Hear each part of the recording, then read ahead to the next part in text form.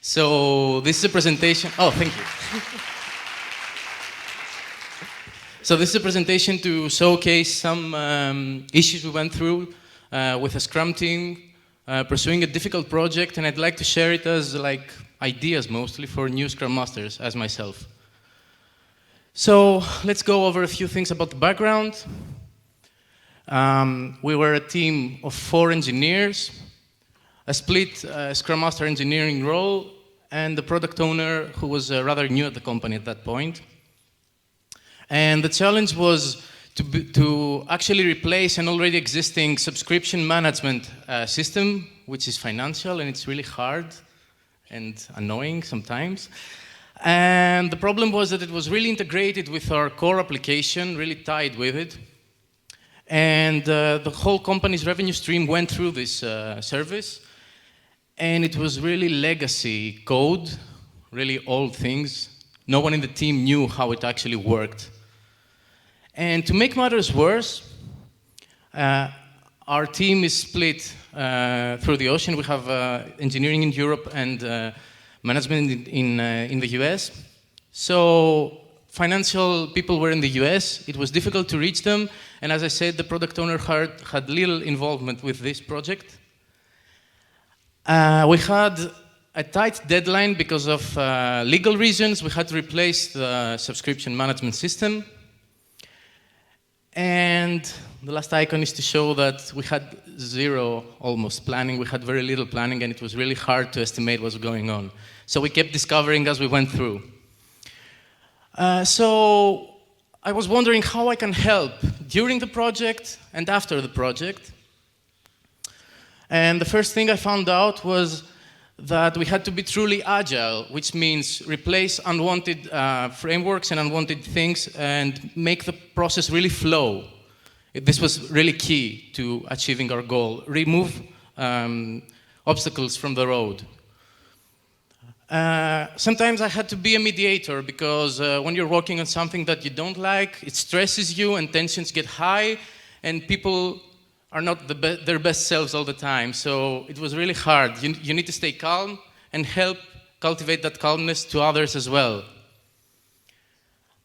It really helped being close, like holding one-on-one sessions with those people and maybe sometimes just letting them vent, letting them say what is bothering them and saying, hey, I'm here for you. And what was really, really important was that we celebrated the small wins. This was happening all throughout the project, and I think it was a key factor to us, helping us persist and go through this. So, to give you some examples, at some point where things kept popping up, we replaced the software solution we had with a physical board because it was moving really faster that way. We had Legos in the office, and we tried to unleash creativity by experimenting and playing, and it worked really well. We took a trip to a remote team member in Patras to work from a day there, and we celebrated every important moment. This was our first deployment of the application.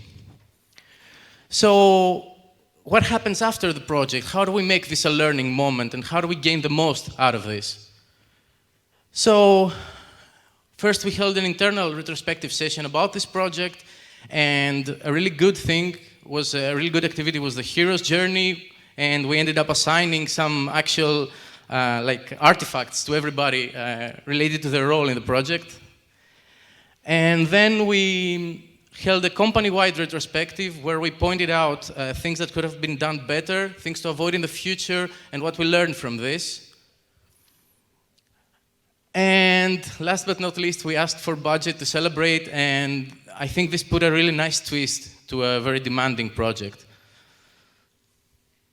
So I'd like to help you keep in mind some things. So for me, it's our responsibility as Scrum Masters to celebrate the success. This is really important. It helps build the team and make people closer. We are also responsible for pinpointing the issues as they arise and keeping track of them and reminding of people so that we don't make the same mistakes again. We also need to support people, both through processes and everything, but also sometimes even emotionally, and like be there for them. Know that somebody's got their back, no matter how hard things get. And this was also really important, navigate uncertainty and move things forward. When people seem to be stuck, it's your job, it's our job to help them move through this and perhaps try to find another way. So this is it from me. Yes, thank you. Thank you, Sergios. Very good. Okay. Do we have any comments, any questions, any more applause? Okay. Thank you very, very much. Thank okay. you.